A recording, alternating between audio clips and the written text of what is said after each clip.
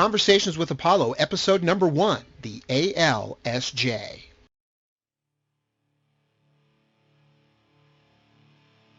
In the whole history of man, this has to be the proudest day of our lives. Because of what you have done, the heavens have become a part of man's world. Welcome to Conversations with Apollo. I'm your host, James DeBruno. This podcast seeks to interview those who went to the moon and those who sent them.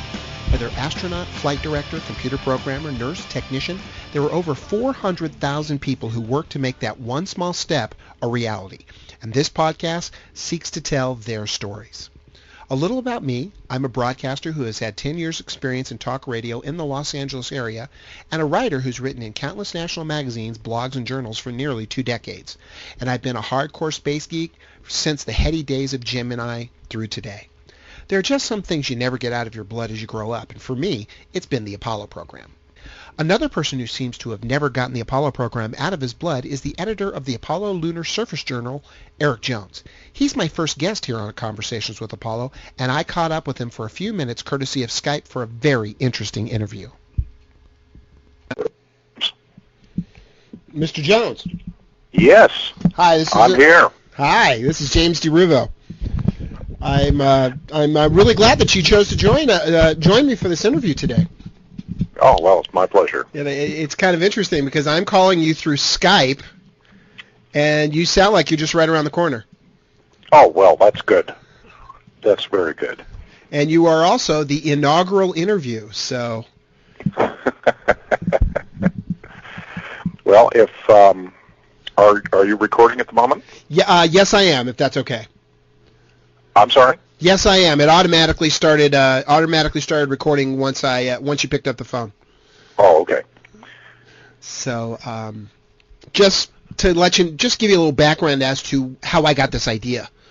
I was watching a little special on Steven Spielberg's Shoah Foundation. Mm-hmm. I don't know if you're aware of what the Shoah Foundation does, but they do interviews with surviving members of the Holocaust so they can tell their story. Mm-hmm. And I came to realize that would be a great thing to do for the Apollo project, is just to interview anybody affiliated with the Apollo project, whether it was, there was more associated with the program than just the 12 guys that walked on the moon.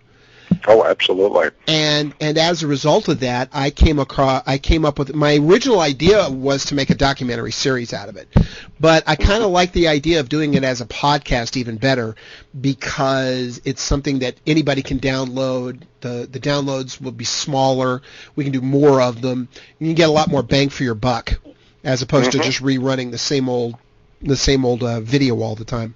Sure. So anyway, so that's how I got the idea, and so I am just basically interviewing anybody and everybody I know, people that I have who are friends, whose dad worked on the program for a contractor or anything like that. And so then I remembered that you did the ALSJ, and I thought this would be a perfect thing to start it off. Okay. So there you go. That's just the basic background. Well, it sounds like a fine idea, James, and hopefully we can get you in touch with some other folks who worked on the program, or who have, as you say, historians and what have you. When you were talking about there were more than just the astronauts involved in it, I don't know if you know a marvelous book that came out last year by Catherine Thimish, THIMMESH, called Team Moon: How 400,000 People got Apollo 11 on the moon. I did not know about that book. It's supposedly written for 8 to 12-year-olds, but at 62, I thought it was just absolutely delightful. Yeah, it's got a lot of just gorgeous pictures from the mission. But the guts of it is talking about 24 people who were involved in the program, representatives of the 400,000. That sounds like something I want to get my my 7-year-old. He's all about space, just like me. I got him started early, and introduced him to Buzz Aldrin at a library book signing when Aldrin came out with that children's book, and he's probably met almost all of them who are still surviving, with the exception of maybe Dick Gordon and Al Bean. So, well, I think you will both enjoy Catherine's book, and you might want to get in touch with her. I will do so. It's called Team Moon. Team Moon. It's available on Amazon. All right. Yeah, I got it right here. Okay. And I will definitely try and track her down. That would make for an interesting book interview. Okay. I'll when we get done with this, I'll send you her email address. Excellent. That would be great. Okay. That would be super. Okay, so let's just get it started. Now, according to your bio, you got bit by the space bug through your uncle. Is that correct? That's correct. And tell me a little bit about that connection, what he did, what was his involvement as far as the space program goes. My uncle, Leslie Jones, was a researcher, engineer at the University of Michigan, and was involved in studies of the upper atmosphere, trying to determine what the density profile was, how thin it gets with altitude and temperature and various other things, which was a huge unknown in the late 40s. And when after the Second World War, when the von Braun team, or a number of members of the von Braun team, surrendered to U.S. forces, along with a couple of trainloads of equipment and V-2s and what have you, the U.S. Army set up a program to study the rockets, including doing test launches out of White Sands in New Mexico, and provided opportunities for researchers like my uncle to fly experimental packages on these launches. So turning a weapon of war into a weapon of science. Exactly. And the experiment that he flew was a carefully formed metal sphere with a radio transmitter in it, launched it to altitude, and then using radio trackers, they could triangulate on it and determine its the fall profile, how quickly it was falling at any particular place. And since you know the properties of the sphere very accurately, you can backtrack that to determine a density profile of the atmosphere. And so that was the very first measurement of that. And I can remember as a kid, probably when I was about your son's age, say 8 or something like that, in the early 50s, he visited us one time and brought along the Army PR film about the launches from White Sands and all the V-2s and problems that they had, and then the successes of getting them to considerable altitude, 250 miles, if I remember correctly. And I was just thrilled by that. That was an amazing thing to watch. And, yeah, we should get that on YouTube sometime. Yeah, I'm sure that film must be around somewhere. That would be a neat thing to do. Okay, so let's fast forward a little bit. Your uncle works in the V2 project and doing all that. And did he end up moving into NASA at that point, or? No, he stayed at University of Michigan for his entire career. And it was just that stimulus of it probably is like a lot of kids now and then who got excited about space through things like that. In that same time period, there was a series of articles in Collier's magazine by Willy Ley and von Braun and others about man's future in space. There was a series of Disney programs that von Braun was also involved in, dealing with the same kind of subject matter. And a lot of people who were later involved in Apollo and subsequent parts of the space program got excited about space through those magazine articles, the books that were published, compiling those together, and by the Disney programs. So you I was certainly one of them. So I just got a slightly earlier leg up thanks to my uncle.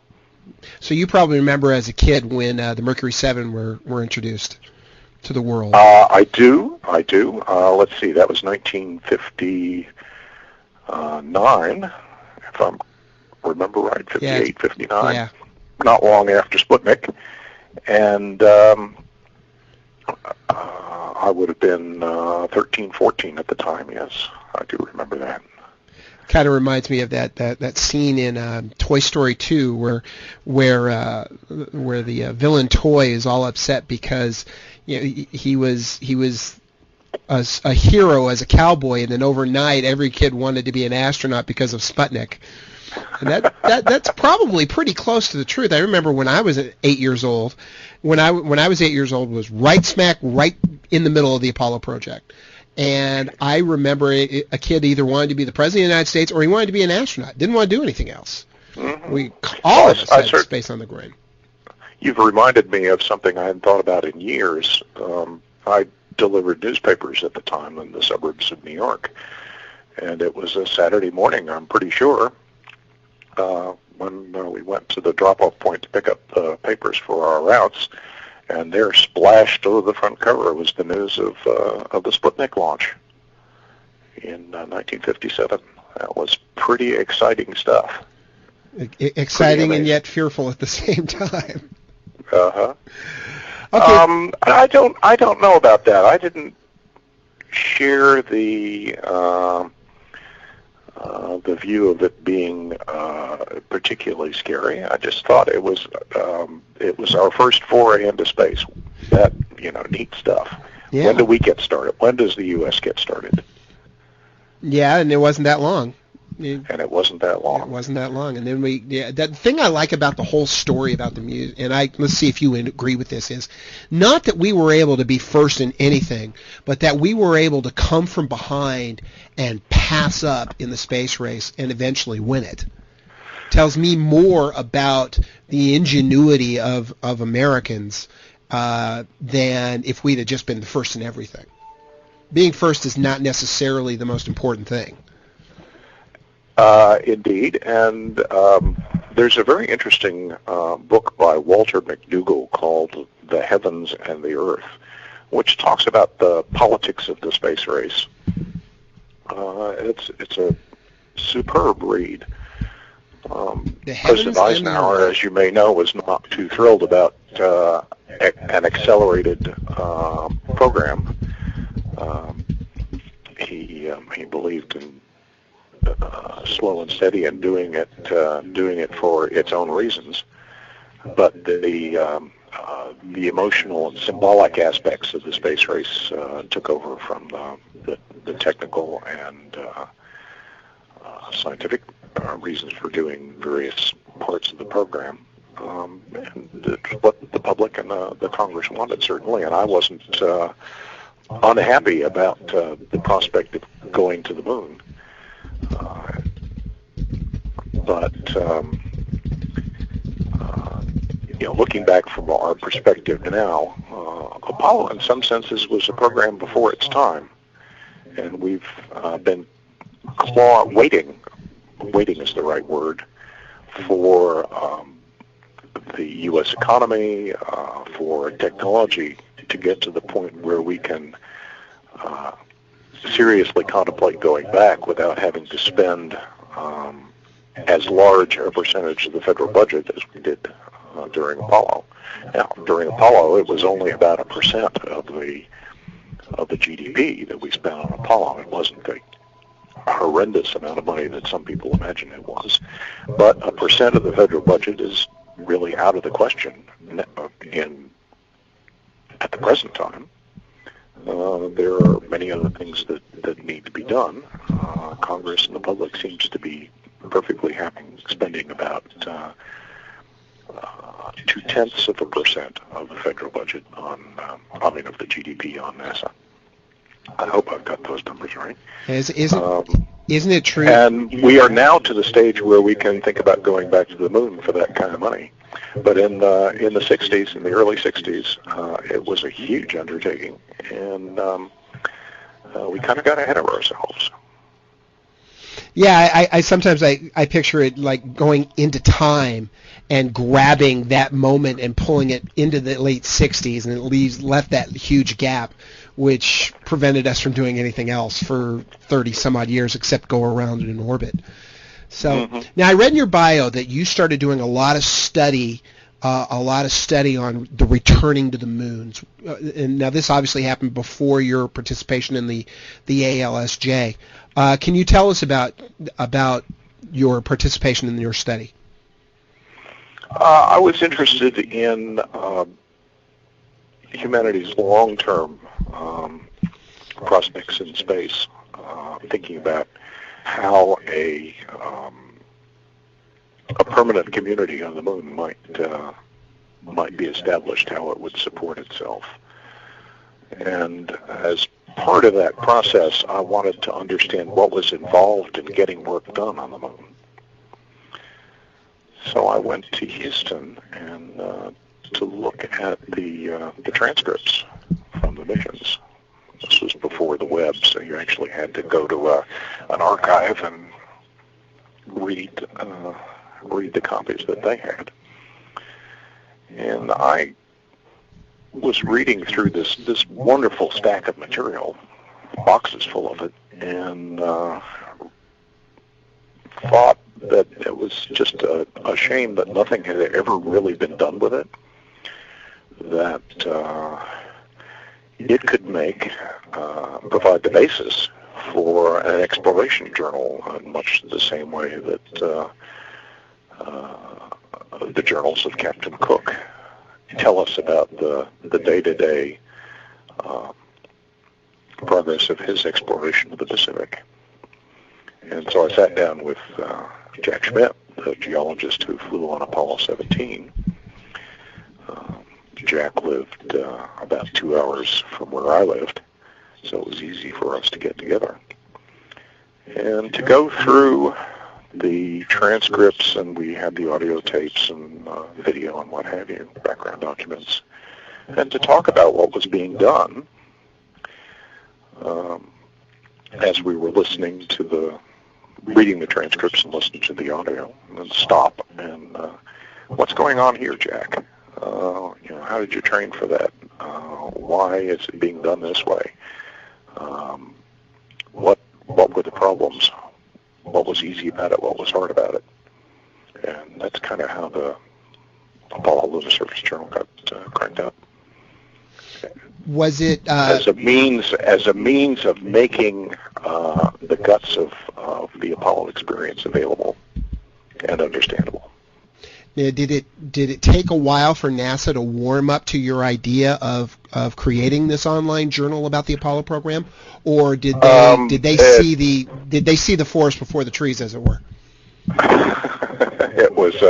It was quite a struggle to generate some interest. I was in the fortunate position of having some bosses at the Los Alamos National Laboratory where I worked who saw the value in it and gave me some time to work on it without funding. So it was a lot of my own time, a little bit of time from the lab, and a little bit of resources to digitize the transcripts and things like that. And it was initially released on a lab server in 1995.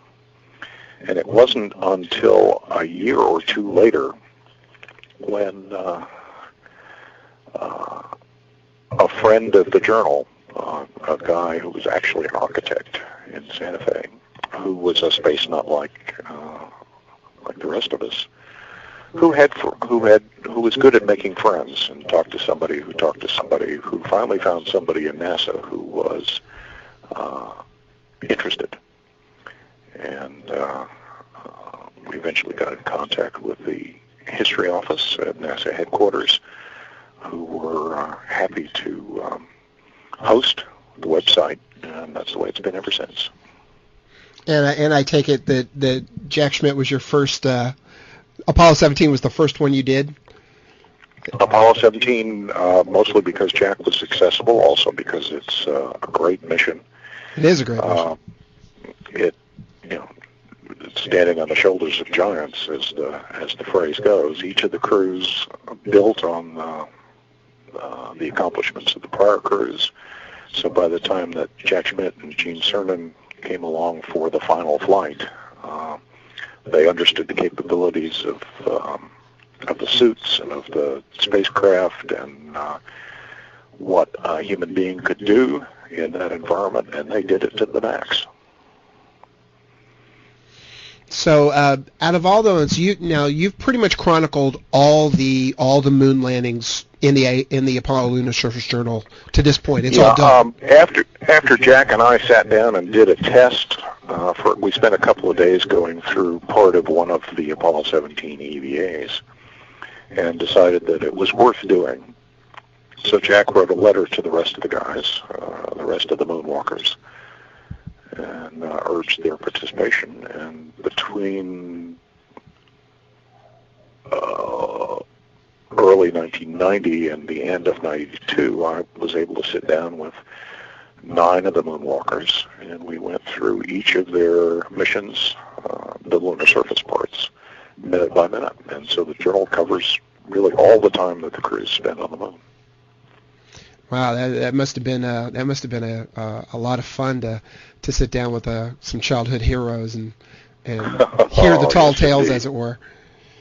Yeah, it was, but there was a certain amount of tall tale telling, particularly when I sat down with Pete Conrad and Al Bean.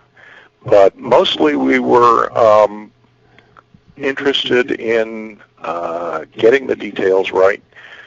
We would be listening along in a section, and they would often just tell me to stop the mission playback, turn on the little cassette recorder that I was recording our conversations with, so that they could talk about a particular aspect of the mission, something that had gone on during planning, for example.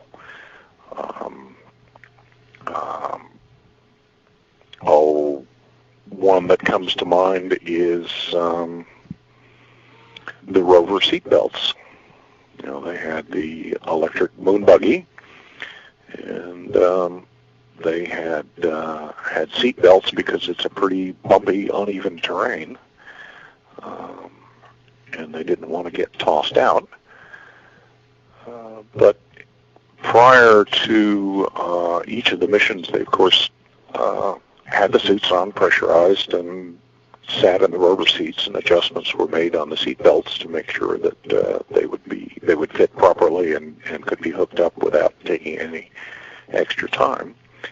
But before Apollo 15, they'd just done that at the Cape, and nobody had thought that on the moon in 1/6 gravity they wouldn't compress the suits quite as much because they didn't weigh nearly as much as they did on Earth. And so the belts were too tight, and there was no way to adjust them. Dave Scott is a very strong person, and so Jim Irwin would get in his seat, David would come around to Jim's side and ratchet down the seatbelt so that Jim was in and then was able to climb in his own seat and get himself strapped in. And then for 16, of course, they did the fitting in the 1/6G aircraft, where they fly 30-second parabolas to give the crews those short periods of lunar strength gravity. And technicians who were with them in the aircraft could then make sure that the belts were fit properly and adjust them as necessary.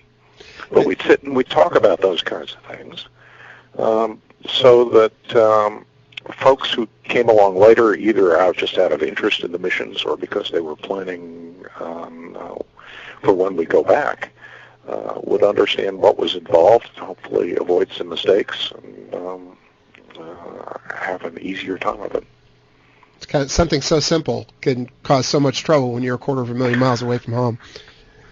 Well, it's as with any human activity. You can't think of everything, and so you build from mission to mission, from day to day, learning lessons and finding the easier ways to do things, finding the things that you have to think about. So, how long did it take you to put the ALSJ together, from beginning to end? Let's see. I started working with Jack it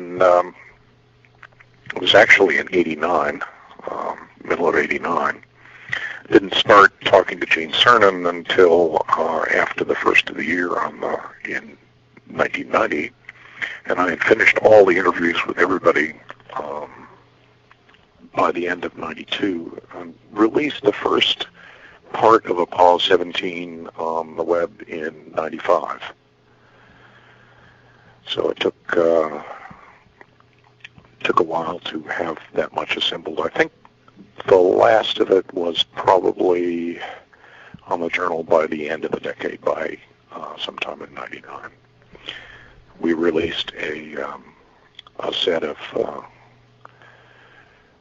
4 CDs at that time, which contained all of what the journal was at that time and included all of the transcripts and some pictures and a few audio clips and a few video clips, what have you. So it was pretty much the guts of it was done by then. And since that time, I've acquired a crew of international volunteers, and collectively we've added a whole lot more. And it's about to come out on a set of 3 DVDs. It is Dual-sided. Will that... Dual-sided, 20 gigs. It's a monster now. Will that be through NASA? It's coming out through Spacecraft Films. www.spacecraftfilms.com. A fellow named Mark Gray, who's been doing a magnificent job assembling the video and other film records of the missions. And he's releasing the DVD edition that has been assembled with great help from a friend and close colleague named Ken Glover in Ottawa. So where can people find the Apollo Lunar Surface Journal? The entire journal is on the web at www.nasa.gov/ALSJ. Let's see, did I say www.nasa.gov/ALSJ. It's a monster, as I say, and but it's a great monster. It's a really great, compelling read. And some folks, of course, find it convenient to have a copy on their own machine, and as I said, it's available on 3 DVDs from the folks at Spacecraft Films. All right, my guest has been Eric Jones, the editor of the Apollo Lunar Surface Journal. Thanks a lot for joining us, Eric.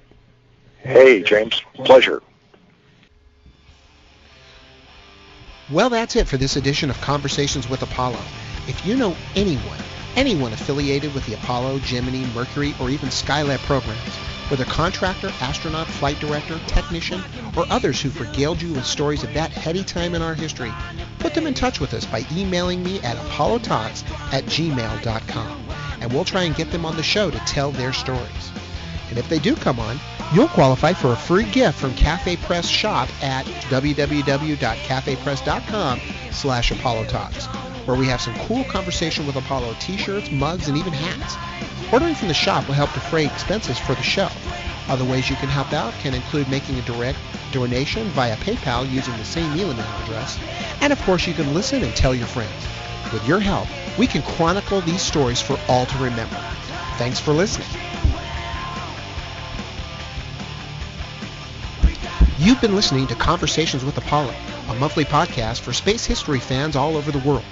For more information, visit our MySpace page at www.myspace.com/conversationswithapollo. You can drop us a line at apollotalks@gmail.com or leave us feedback on our iTunes website. Theme music from Gemini 5, courtesy of the PodSave Music Network. The song is Babylon Rockets. Visit Gemini 5 on the web at www.gemini5.com. Conversations with Apollo is a copyrighted podcast under the Creative Commons license from Quindar Entertainment. Copyright 2007.